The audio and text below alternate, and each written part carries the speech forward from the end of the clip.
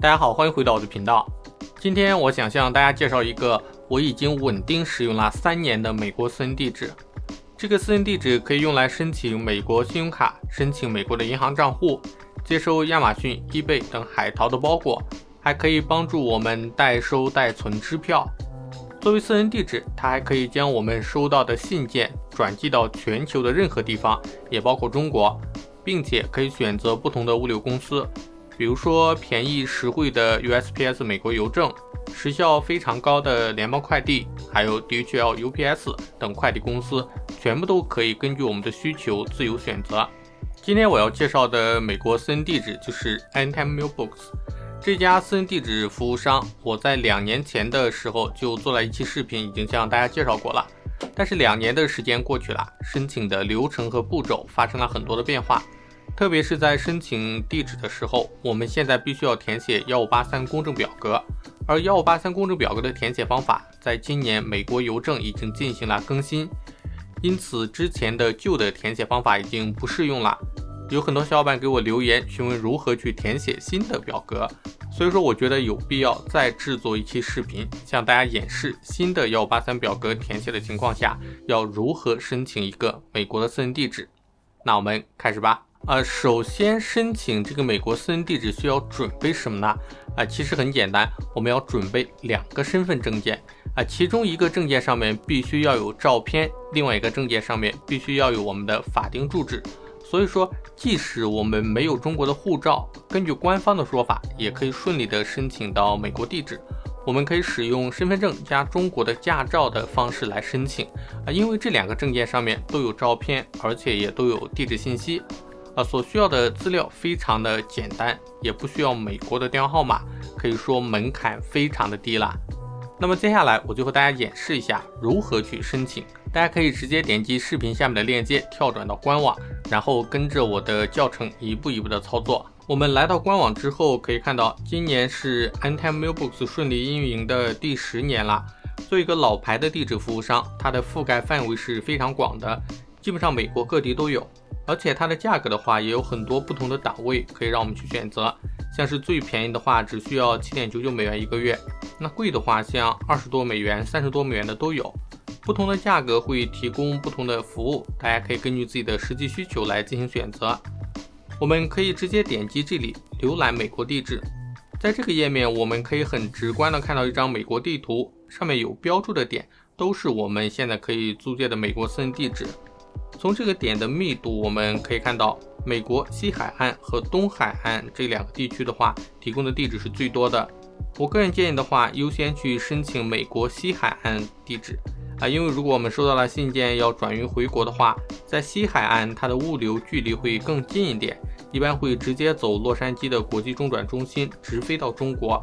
如果选东海岸的话，一般还是要转运到西海岸，然后在西海岸飞到中国，相对而言转运的时间可能会长一点。那如果说有海淘需求的小伙伴，建议去选择美国西海岸的俄勒冈州，因为俄勒冈州它是免税州，我们在海淘购买商品的时候是会免除消费税的。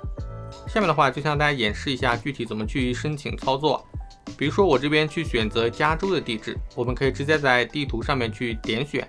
当然也可以在下面的列表里面去选择加州。选择完成之后，在这个界面我们就可以看到跳转出来很多的地址其实的话，我个人比较推荐的话是我们租一个最便宜的地址就可以了，像月租 9.99 美元还有 7.99 美元的，一般基本上都能满足我们的基本需求。比如说我这边去选择 9.99 美元一个月的。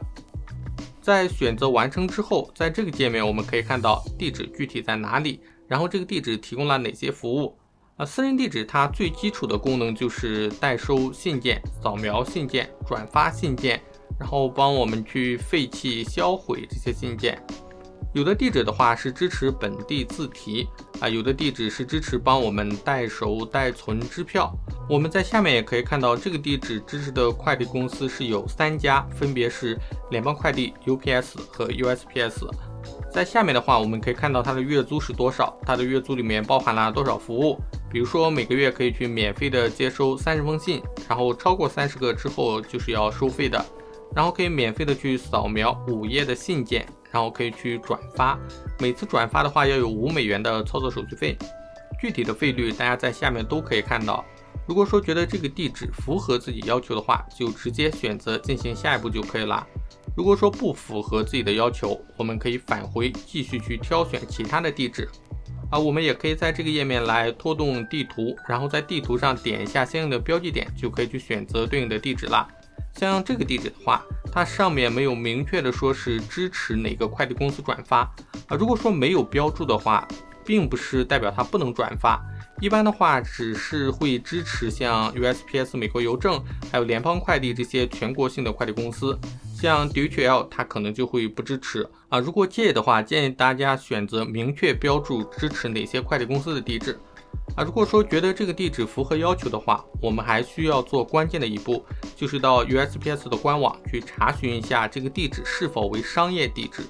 如果以后计划用这个地址来申请银行账户的话，如果是商业地址，那肯定是不行的。查询的方法很简单，大家可以直接点击视频下面的链接，跳转到 USPS 的官网查询，打开网页，然后输入地址信息，点击查询。只要这个位置显示的是 N， 那就说明不是商业地址，是可以用来申请银行账户的。我们回来继续申请，如果确定需要这个地址的话，我们可以直接去点击下面的选择，可以选择月付或者年付。如果不确定自己是否要长期使用，建议月付。如果用一段时间感觉还不错的话，可以联系客服改为年付，会更便宜点。接下来就进入到填写资料的界面，在这个界面的话，我们首先还是要去选一下自己的邮箱号码，然后点击一下，可以看到有这么多的可以选择，我们可以根据自己的喜好去选择一下。接下来去填写自己的法定的名字，必须要和自己身份证件上的名字一样比如说我叫张三，那我就填写3张。下面公司的话可以不填。在下面的话，我们就可以看到自己的私人地址了，确认没有问题，点击继续。这里的信息非常关键，首先第一个国籍，我们直接去选择中国就可以了。有的地址在选择国籍为中国之后，会跳转出提示不支持中国居民申请像这种情况下，我们就不用纠结了，直接返回去换一个地址申请就可以了。接下来去输入一下地址这个地址不是指的是我们现在实际居住的地址，而是指我们身份证件上的地址如果说要用身份证来作为证件来申请的话，那么这个地址就要填写身份证的地址如果说要用驾照来作为证明文件的话，那这个地址的话就一定要填写驾照的地址。那如果说身份证地址和驾照地址一样的话，那就无所谓了同样的话，地址也必须用英文来填写，大家可以找英文翻译软件来翻一下就可以了有小伙伴会说，我不在身份证地址居住，那我是不是以后就收不到转寄的信件了其实并不是，这个地址和之后我们转寄信件的地址是没有一点关系的并不是说我这里填写了身份证的地址，我们之后寄东西就一定要寄到身份证的地址，不能寄其他的地址。我们是可以把我们收到的包裹转寄到全球的任何一个国家的，这里的地址只是作为身份认证用的，和我们之后使用是没有关系的，这点大家不用担心。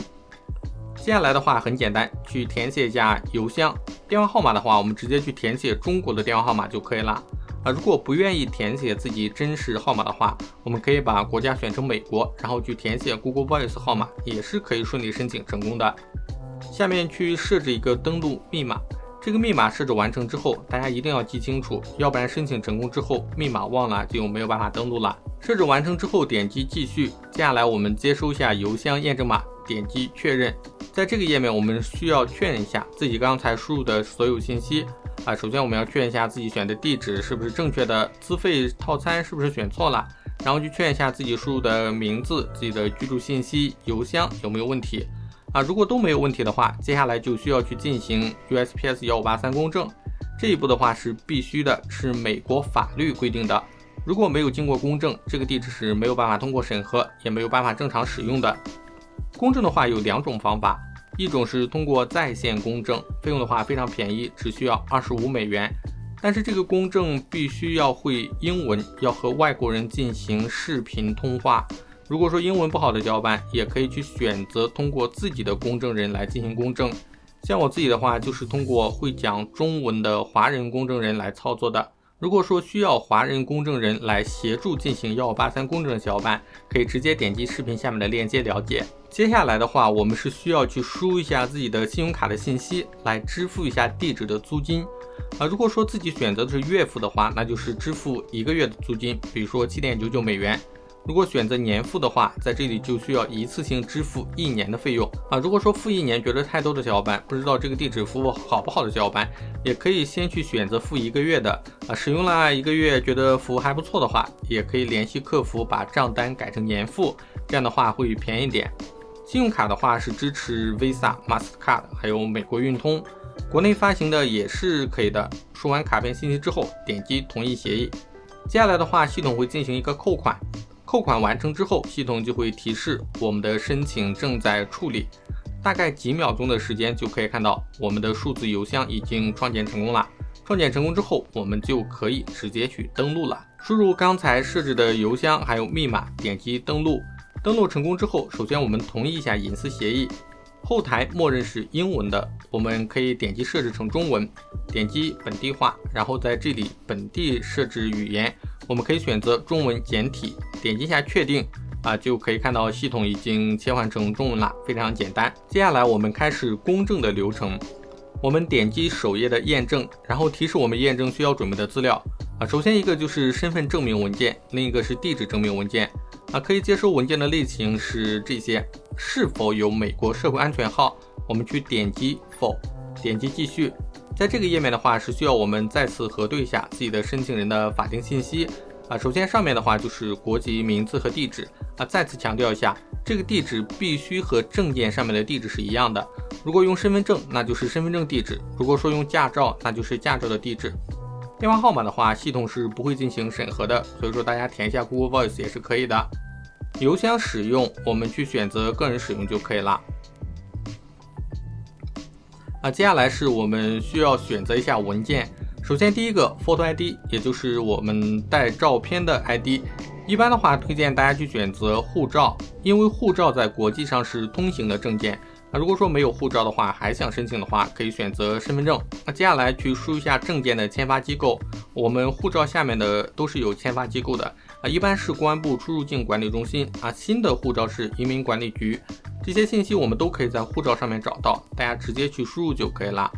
接下来是证件的有效期，大家也去输一下，格式是月、日、年。下面的话是带有地址的文件，无论是用身份证还是用驾照，我们直接去选择第一个就可以了。接下来是证件的签发国家，我们去选择中国就可以了。下面的地址，我们这里填写的地址要和上面填写的地址保持一致就可以了。填写完成之后，接下来有2个选项，第一个选项是使用在线公证人，如果说英文好的小伙伴可以去选择在线公证就可以了。选择完成之后，系统会直接扣25美元的公证费。如果英语不好的小伙伴要看清楚，不要选错了。如果选成在线公证的话，就会直接扣25美元的。如果说要用自己的公证人的话，我们直接点击中间的使用自己的公证人就可以了。接下来跳转到确认的页面，在确认页面，首先第一步我们是需要去下载已经填写好的 USPS 1583表格。1583表格其实是不需要自己去填写的，大家只需要在表格的后面签字还有写日期就可以了。比如说我现在点击下载，然后打开下载好的表格，打开之后发现其实都是已经填写好了，我们直接把页面往下拉，我们只需要在 13A 这里去写上自己的名字，在 13B 这里写上申请的日期就 OK 了。需要注意的是，这里必须要用手写，而且要是英文的，大家可以选择把这个表格打印出来然后去手写，如果有电子笔的话也可以用电子笔来手写。比如说我叫张三，我这里就去手写3张，日期格式是月、日、年。而第2页是不需要我们填写的，这一页是公证员填写的内容。我们把1583表格签字写好日期之后，然后需要把这3个资料发送给公证员进行公证这3个资料分别是签好字的1583表格、护照还有驾照或者身份证。需要注意的是，护照上面本身是有英文的，所以说不需要我们翻译，但是身份证还有驾照这个上面是没有英文的，所以说是要翻译成英文才可以不然我们把中文文件上传上去，私人地址审核员他也看不懂中文，肯定是没有办法通过审核的如果说不知道怎么去翻译驾照或者身份证的话，大家可以联系我我这边有免费的方法可以帮大家去解决这个问题。如果说大家需要中文公证渠道的话，可以直接点击视频下面的链接了解。公证完成之后，我们需要点击这里去上传文件。上传的文件也是有3个，一个就是公证好的1583表格，上面会有会计师的签名其次就是我们的护照，第3个就是驾照、身份证的英文翻译件。上传完成之后，接下来系统会对我们的证件还有公证文件进行审核，一般1周内都可以审核通过。如果说超过1周还没有审核通过的话，大家可以点击官网右下角的在线客服来询问一下进度。审核通过之后，我们就可以愉快的使用我们的美国私人地址啦。接下来向大家演示一下私人地址的一些初始的操作。我们来到私人地址的首页，点一下图表汇总，在这里我们可以看到我们的收件箱里面现在有多少封信，然后需要我们操作的有几封，最近完成的有几封。左下角是我们现在的地址明细，右下角的话可以看到运营中心的联系方式，邮件、电话都是可以联系到这个私人地址的运营方。根据我自己的经验有时候一些信件扫描请求会延迟我就会给这个电子邮件去发邮件去催但是回复其实还是比较慢的。推荐的方法是大家可以直接点击网页右下角的在线客服，一般的话我给在线客服反馈过问题之后，当天就可以解决。如果说我直接给运营中心去发邮件的话，可能要2到3天才会解决这个问题，大家可以做一个参考。我们点击邮件，可以看到我们现在邮件的情况我这边还没有通过，所以说是没有内容的其次的话，点击开票，其实就是可以看到我们现在这个邮箱套餐里面提供了哪些服务，它的收费是多少，我们现在已经使用了哪些服务，都是可以看到的。而明细这里就是我们的付款明细付款这里就是修改我们绑定的付款信用卡。设置这里的话，非常关键的一个就是转发地址。转发就是帮我们把这个邮件转寄到其他地方。我们可以直接点击添加，设置一个标签比如说我一个欧洲的地址国家我选择希腊，然后下面去填写一下我希腊的地址。填写完成之后点击提交。我们可以同时添加多个转发地址比如说添加中国地址也是可以的。